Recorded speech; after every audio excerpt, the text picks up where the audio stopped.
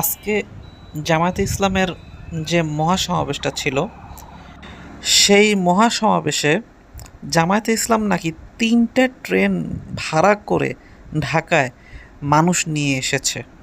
ঘটনাটা বেশ ইন্টারেস্টিং, কারণ এর আগে এদেশের মানুষ অনেক সমাবেশই তো দেখল, কোনো রাজনৈতিক দলই এরকম ট্রেন ভাড়া করে সমাবেশে মানুষ আনেনি।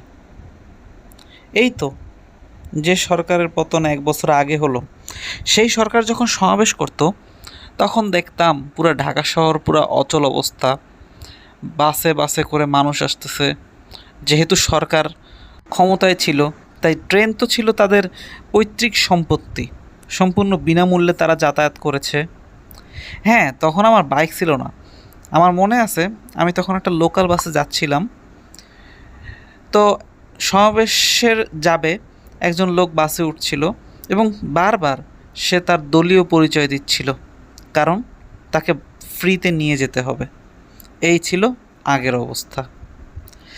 আর বর্তমান অবস্থায় একটা দল ক্ষমতায় আসার জন্য অধীর আগ্রহে বসে আছে, আর তারা ট্রেন ভাড়া করবে তো দূরের কথা, চাঁদা তোলার জন্য পাথর দিয়ে মানুষ মেরেই কুল পাচ্ছে না, তারা আবার করবে ট্রেন ভাড়া।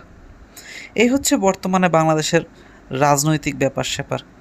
সেখানে কোনো এক রাজনৈতিক দল তো অ্যাটলিস্ট সম্পূর্ণ টাকা পরিশোধ করে ট্রেন ভাড়া করে দেখালো। এখন তারা সমাবেশে আসবে না কোথায় যাবে সেটা সম্পূর্ণ ওই দলের ব্যক্তিগত বিষয়, কিন্তু এভাবে ফুল ট্রেন ভাড়া করার নজির এই বাংলাদেশে নাই। ব্যাপারটা আসলে ভালো লাগার মতন একটা ঘটনা। আমার তো বেশ ভালো লেগেছে। জানি না আপনারা বিষয়টা কিভাবে দেখছেন, কে কিভাবে দেখছেন তা কমেন্ট করে কিন্তু জানাতে পারেন।